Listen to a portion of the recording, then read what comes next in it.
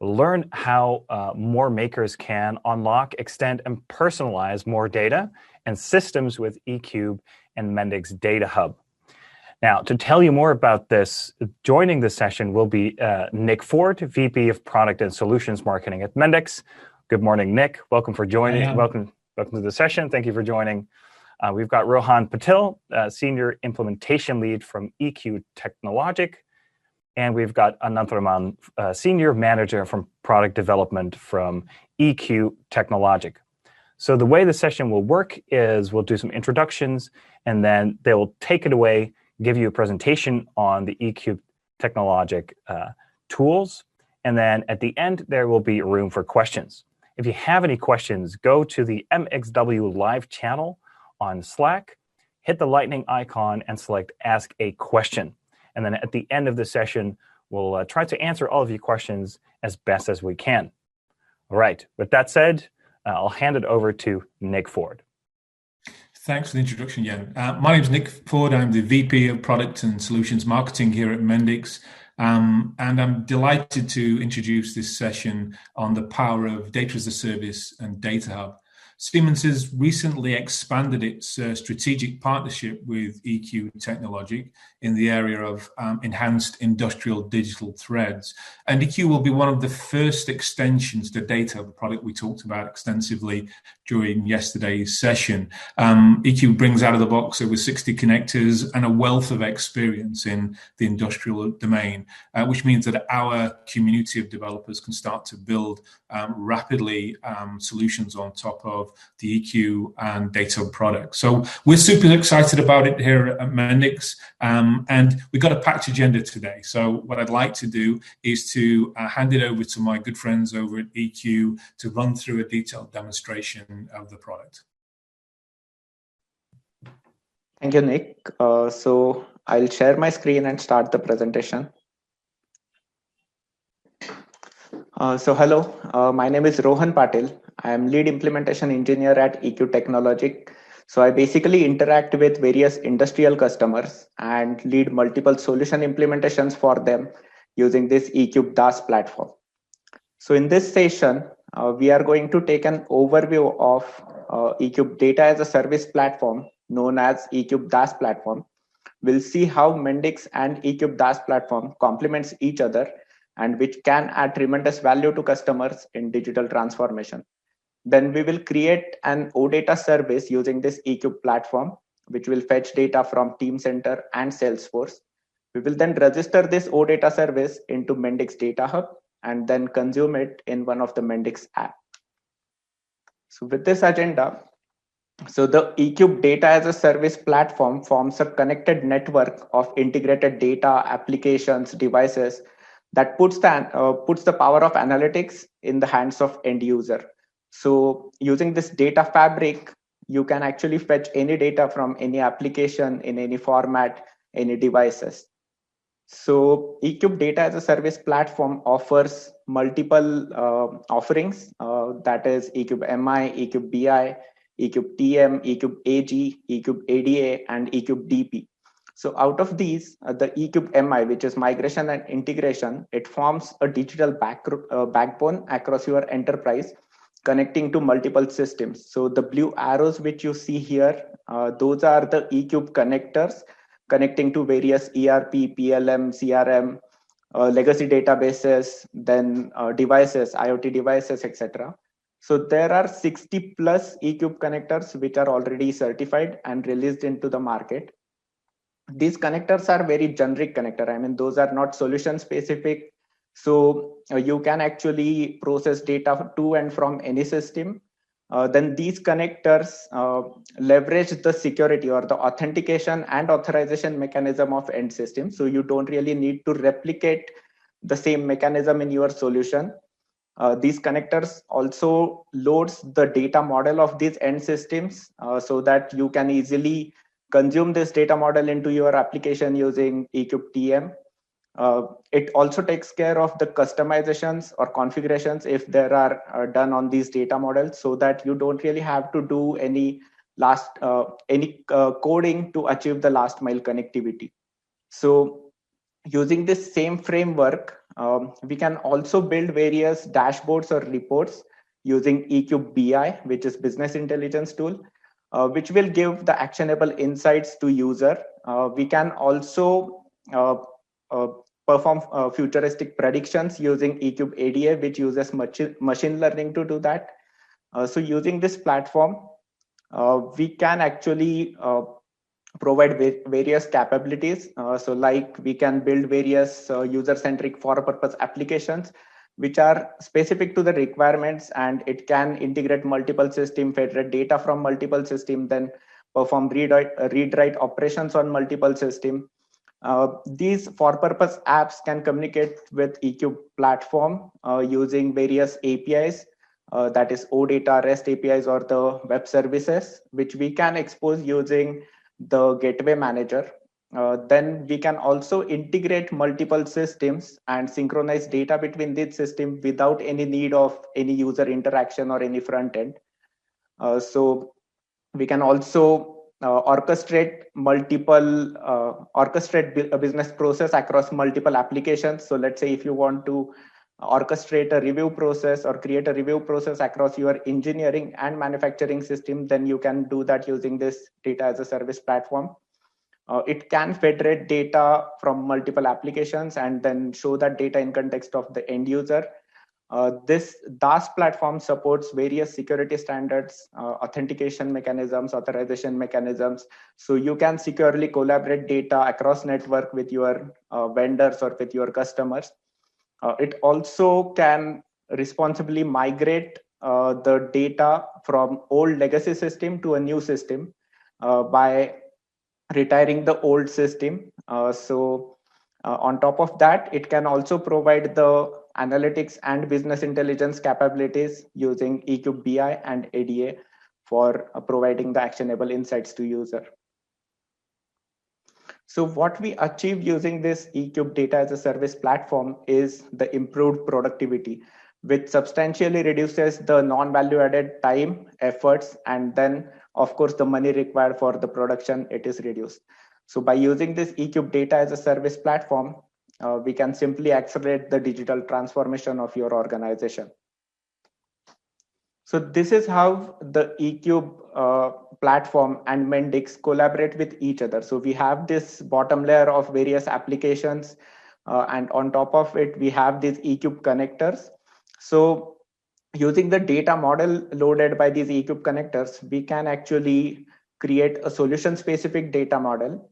And then that solution-specific data model created in eQube-TM can be consumed by eqube-MI processing pipeline, and it can be exposed as various APIs using the API gateway. So we can either expose OData services or REST services using this API gateway.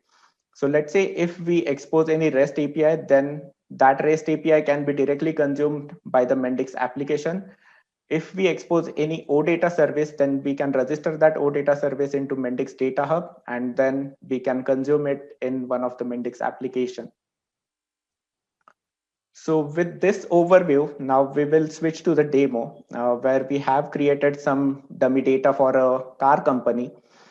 So the car company uses Teamcenter as PLM system and Salesforce as CRM system. So let's say if user wants to take a look at the part information and the inventory information from the Salesforce system. We will create a OData service on top of this Teamcenter and Salesforce to expose an OData service, which will give user this information. We will register this OData service into Mendix Data Hub, and then we will consume this OData service in a Mendix app. So I will now switch to the VM, which we have created for this demonstration. So the first screen which you see here, it is the eQube API gateway, where you can see various clients are communicating with this eQube platform through API gateway, which is communicating with eqube-MI, BI, and TM, which in turn are communicating with the end systems like Salesforce, Teamcenter, SAP. So I will create a new OData service. So I'll go to OData and say create. So I'll put an API name, let's say demo API. provide a category to this. And now for the OData service, we will select a model. So for this demonstration, I have already created one model. I'll just open this model and show you what the model contains. So now I will open this model in eQube-TM, which is the transformation modeler. So, okay. So in this transformation modeler, we can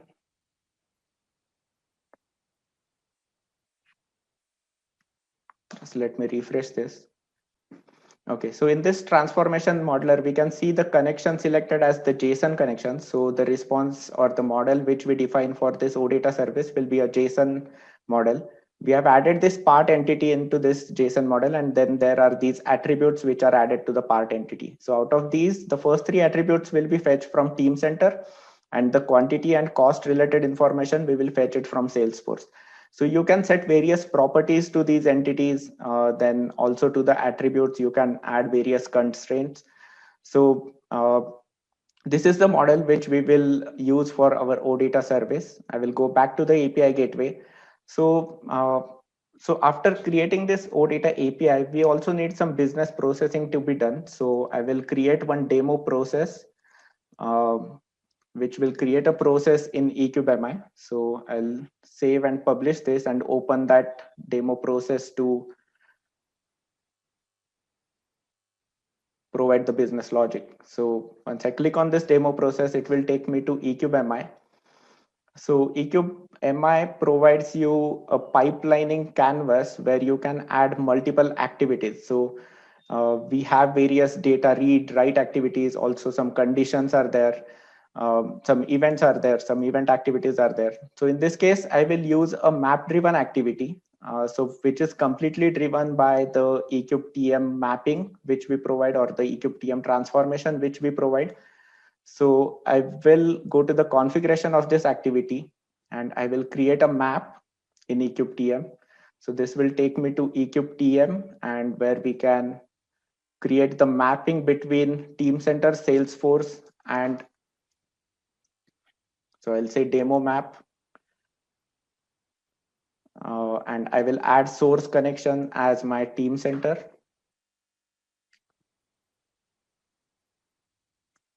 I will add one more source connection here. That will be my Salesforce connection. And the destination connection would be my JSON model, which we defined for that OData service. So once I select this JSON connection, it will show me all the models which are available. I can select this part cost model from here, drop it here, and it will add a node. So for this model, I will add corresponding source node from Teamcenter. So if you see here, we have all the objects which are present in the Teamcenter data model available for selection. So I'll simply search for this and then drag and drop this part. I will search for asset from Salesforce. So these are the nodes which we have selected. Now we can add the attributes on these nodes. So I'll say price. So it will show me the list of attributes from Salesforce for this asset entity, and then quantity. Okay. So now we also need to create a join from Teamcenter to the Salesforce data. So I will add an expression. So the data in Salesforce, which I have created, it starts with SF_S_, the item ID of the part in Teamcenter. So I can simply say that SF_S plus part number. So this is my join expression. I will validate and submit. So once I add this expression, I can create a join from Teamcenter node to Salesforce node and provide an explicit relation for this join. So where I can provide this expression, I'll say the serial number in Salesforce is equal to the expression which we added for Teamcenter object. Hey, Rohan, if I can take a second. Yes. I would like to ask the people who are watching this if you have any questions when you're seeing this, or want to know more about this integration or what you're demoing, you can ask a question by clicking the lightning button in the Slack chat in MXW Live channel, and then click Ask a Question. And then at the end of the session, we'll see if we can get to all the questions, and answer them as best as we can. So that's it. Please continue. Okay, thanks. So I will resize these nodes and I will map the attributes from left to right. So the item ID maps to item ID of that OData model entity, then object name, object type.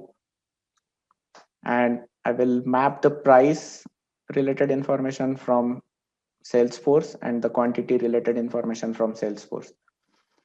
So this is the mapping which will be used for the OData service. Now the OData service can get various filters as input. So we can consume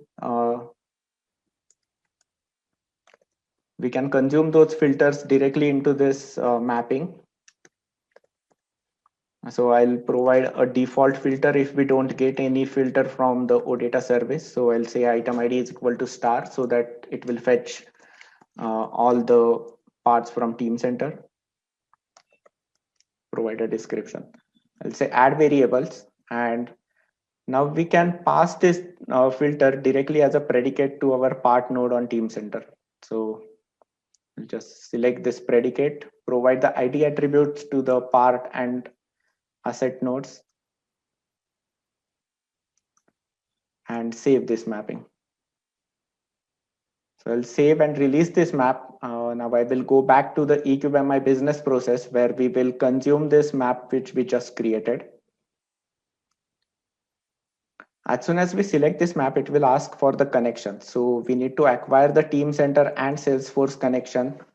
So I will select this Teamcenter connection and Salesforce connection, provide some variable name to that. So TC connection and then Salesforce connection. And then provide these variables as the connections to my map. So TC connection and Salesforce connection. So after we select these connections, we can pass the filter which we are going to get from OData service. So you can see all the parameters which are given as input to this OData service here. So I'll submit this. And the response from that map or the output from that map, we will capture it in output JSON. So I'll say OP JSON. And then we will send this JSON, output JSON as acknowledgement to our OData service. Here I will set the part set entity because we selected the part entity from the model, and then output JSON will be given back to the OData service.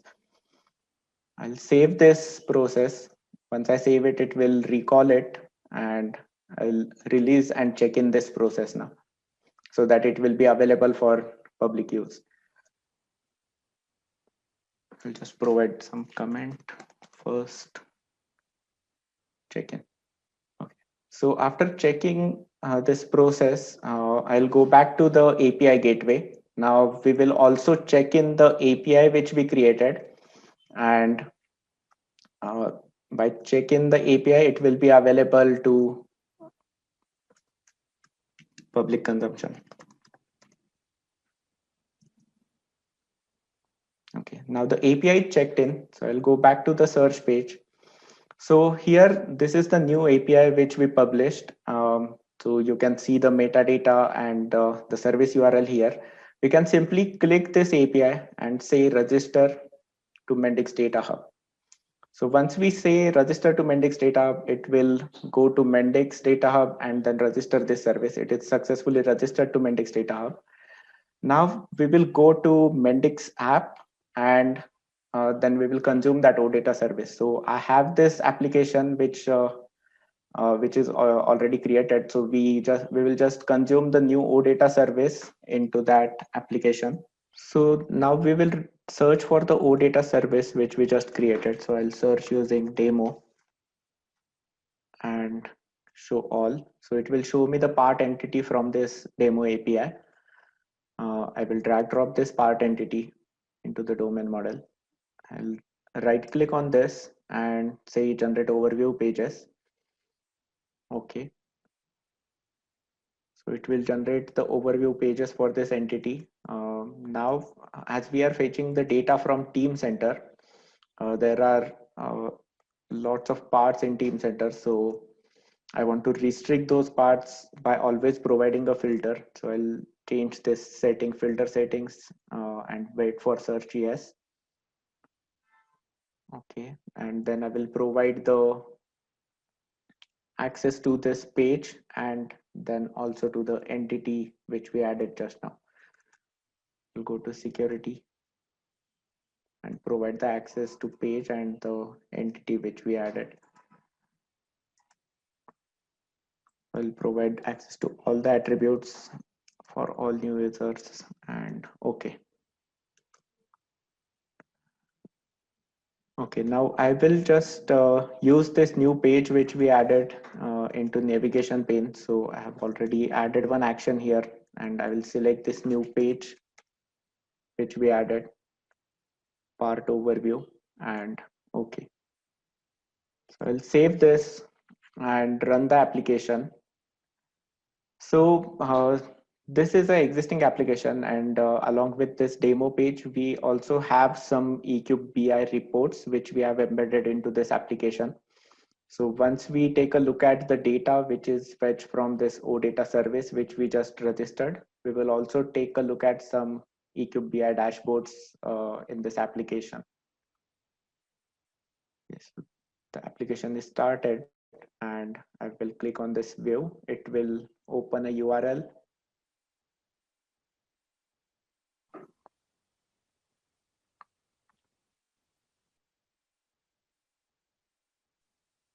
And when I click on this demo, it will show me the page which we have created for this data service.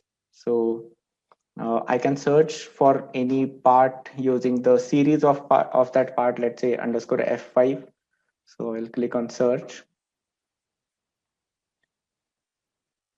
And it will show me all the parts fetched from Teamcenter and Salesforce. So the first three columns which you see here are fetched from Teamcenter, and the quantity and cost related information are fetched from Salesforce.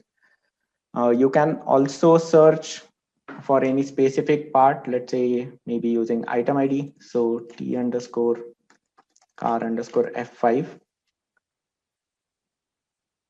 And I'll say search. And it will show me that specific part being fetched. So as I said, we have also integrated some eQube-BI dashboards into this application. So T underscore car underscore F5 is my top part. So I'll search for this top part and open the eQube-BI dashboards. So we have multiple dashboards where we can see the part issues. So we can see the issues related to the parts which are fetched from multiple systems. So you can see here that this total cost of that car, it is displayed. Then we can see the top 5 parts with the warranty claims fetched from the Salesforce system. Then you can see the top 5 costliest part. If you want, I mean, if you don't like the colors of the charts, then you can simply change the color of the chart.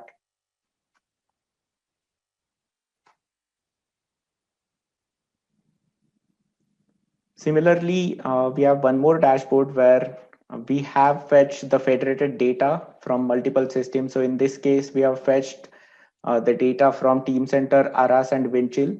And you can see these charts of part distribution, then all parts by quantity. And this network graph will show you the complete structure of this car. And you can expand multiple objects. So you can expand this part and frame and body in Aras system, then we can expand this object from Windchill. Or if you want to see the complete structure, you can simply right click on that car and then open the complete structure of that car and view that. So excellent. That's it for the demo. Yeah, thank you so much, Rohan, for your demo. It's okay to turn your video back on, by the way. We're good to go. Right. So I think it's time for some questions. Let's see if we have any incoming questions here. The first question is, what is the OData version that eQube DaaS supports? Hi. Yes. eqube-AG supports OData version 4.4. Hope that answers your question. Excellent. Very good. Yeah. Another question here is, why do you need two maps that you're using in an OData API? Yeah, that's a good question. As Rohan demonstrated, while creating OData API, you define a model. In this case, it was a JSON model. And the first map is to define the model. And the second map is used for transformation, which is to transform the data which is fetched from Teamcenter and Salesforce and make it as a JSON. So the second map works as a transformation map, and it is consumed through eqube-MI process pipeline. Thank you. Excellent. So next question here is, can you apply filters to different attributes? Yes, Rohan, please take it. Yes. So yes, we can apply filter on various attributes, and we can, as we saw, that we can expose the OData model, and then user is aware of all the attributes in that model, and he can apply filters on any of those attributes. Excellent. Right. So we have maybe time for one more question, or one or two. Yeah, one question is, where can people find more information about this? Is there a video or some documentation or a website that they can read more about? Yes, eqube has one eqube YouTube channel, as well as you can visit www.oneeqube.com, where most of these materials are present. You can definitely go and watch. And we do have a channel on Facebook and LinkedIn. There's also, from the data hub side, there's also obviously the eval guide that we know well, Jan, where people can go to get detailed access to how data integrates with both EQ and other products, for that matter, registering connectors and making sure that we can expose data from third-party systems. So take a look at the evaluation guide, and there'll be a lot of material coming out around how Data Hub and EQ work together in the coming weeks. Right, right. And I believe we also have an extra on-demand session about eQube as well, right?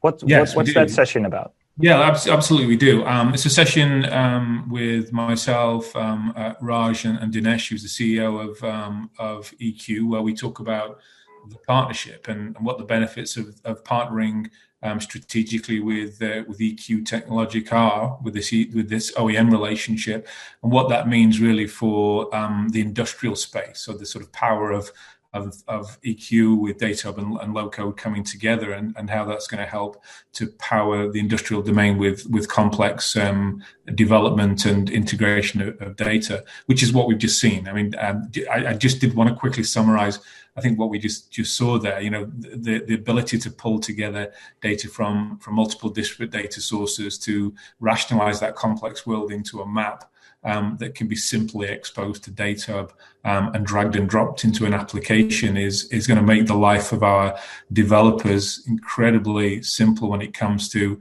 accessing what are often very complex data structures that are distributed across multiple disparate systems. So it's very exciting for us at Mendix to be able to have this underpinning data with the rich sort of connectors out of the box to make it simple for anybody to build applications on complex industrial data. So very exciting.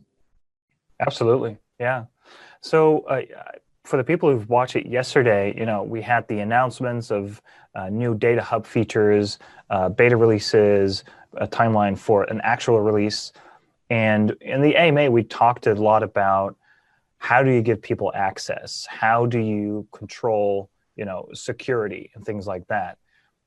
How does that work for eQube in this case? So in terms of application security and access, user access. So we have kind of created a plugin for communicating between Mendix and the eQube security. So using that plugin, we can actually register various services to that OData and then perform various operations.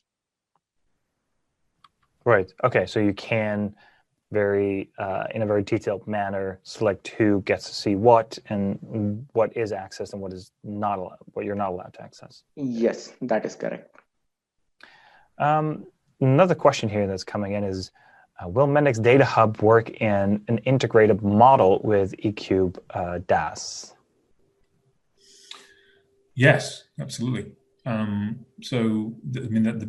power of data and EQ absolutely is about creating those integrated models. So the ability to be able to expose a virtualized underlying complex data layer and then have that appear as virtual entities in a searchable catalog. So the ability to be able to just search our catalog, find those exposed APIs or OData APIs, and simply drag them into your application, start using them is the power of both Data Hub and the extension of EQ in the industrial domain. So absolutely, we see this as a way to provide the ability for anyone to start to build applications on top of Teamcenter or indeed the accelerator portfolio from Siemens. Any of the products now can be accessed via Mendix to build apps, which is where we want to be. Yeah. Right. And I think a follow-up question on that is, what are the considerations about using eQube in combination with Data Hub? What will be some good examples or use cases where that would be a good fit? Well, I'll let the EQ guys have a first go at that, and I can give you my take on it. But right. I know the EQ do this a lot, so I'll defer to the EQ friends first, and then I can take it from there. Sure. So which one of you wants to take this?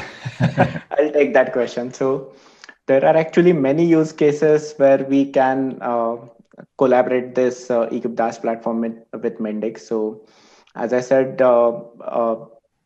in multiple cases, for multiple industrial customers, there are various applications which are being used by that industrial customer.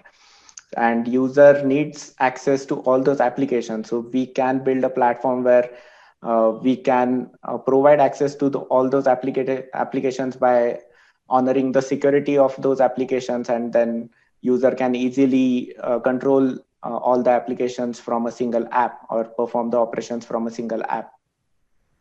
I think if I look at the world of building applications where app development is data integration, what we're now able to do is to ensure that users of the platform can discover, unlock and personalize data. So as we've just seen an example of pulling data from Teamcenter and Salesforce, that could be pulling data from any of the Siemens portfolio and building solutions on top of that could be very specific to domains, either in aerospace and defense or in semiconductor manufacturing, for example. So the use cases are endless. The majority, I would expect, would be enabling new insight, personalizing data, making it available through multi-experience applications either via the web or mobile devices.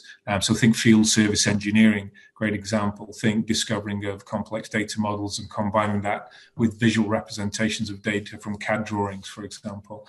There's endless possibilities on how you can now access and combine that data with Mendix to build new actionable insight into the data as well. So taking it and making it actionable for the users.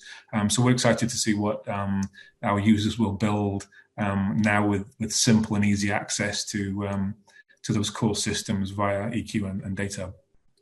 Yeah. If I can add a few more items on that, like the example which Rohan was trying to say related to data federation, where he took data from Teamcenter and Salesforce. Similarly, you can get data from SAP and so many systems and federate and bring it and show it through the Mendix. And here, the power of EQ, as it's rightly put in, that there are no replication on the fly. You retrieve the data and display. And the data remains with the source application only. And we bring it on the fly and show it. And there are no replication to it. And I just thought that's a very important point, right? So we're not taking data and storing it somewhere else to be used. Actually, we're bringing real live data into the application. So you're making judgments on master data that's secure. It's trusted. You can take a look via the catalog at the provenance of the data, where it resides. So you have a ton of information to you as a developer to decide, is this the right data source or set of data sources for my specific requirements? And then what you're actually seeing is real live data rather than some staged data environment where we're pushing and replicating data. I think it's a really important point to mention, meaning you can trust the data source. And you can ensure that you're making the right decisions when you build applications on top of it. So, good point. Yeah. Yep. In fact, Nick, if I could add one more item on that, and we do honor the security of the source application. Yep. And if a certain user doesn't have access to that data will not be pulled up. So naturally, we honor the security of the source system. Yeah. That is, again, very important when you are actually federating data and getting data from various applications. Yeah, so absolutely honoring that and having that rich metadata in the catalog. Yeah, and you've seen data of that ability to be able to just now search your landscape of data and discover it without having to worry about the complexities of integration anymore. And I think this powers that ability to just go discover the data and start using it, start building something new and making actionable applications off the back of that with analytics embedded as well. So yeah, very exciting. Yeah, so it's basically your data and your information on steroids with all the capabilities of a low-code platform, and it's the missing link between those two worlds, basically. Yeah, well, we've applied low code to application development and abstracted and automated that process, and now we're doing the same for data. And it can't be fast to build applications and slow to integrate with data. So we need to make that quick across the piece. So that ability to now to build applications quickly and now integrate with data quickly, so that anybody can do that, extremely powerful and revolutionary in terms of the way that we're addressing that. And obviously with eQube powering that complexity that underpins that, it opens up endless opportunities.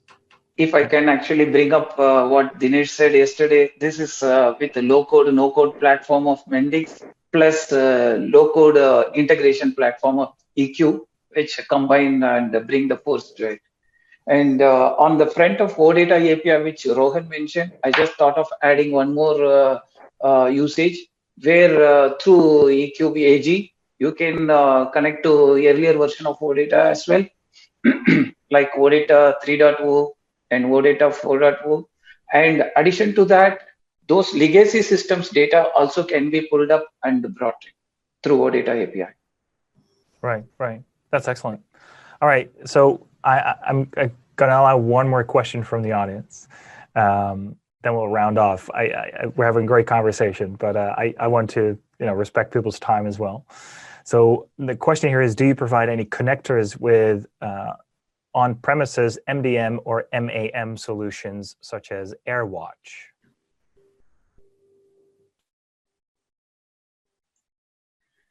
I will take that question. As of now, we do have 60 plus connectors, which Nick do confirm, and we do have all the connectors released. And these connectors are quickly, we can be able to develop. And we do have a few connectors on that area of expertise. And we can take this question offline and we can work with you and answer you. Excellent. Yeah. So, right, that's all the time we have for. So I want to thank Nick, Ananth, and Rohan for joining the session and not just talking about the platform, but actually showing it, what it looks like, and that it actually works, right? It's live. We know that this works, and that's a great insight. So if you have any more questions that weren't answered today in the live session, make sure you ask them on the MXW Live chat channel or on the Mendix forum, or contact the people in this call directly, and we'll get right back to you and answer your questions. For the rest of the day, we've got 3 more live sessions prepared, 2 Art of the Possible sessions, and a 1-hour AMA with Mendix CTO Johan and Han. So make sure you don't miss out on that. Thank you, everyone, and see you at the next live session. Thank you. Bye-bye.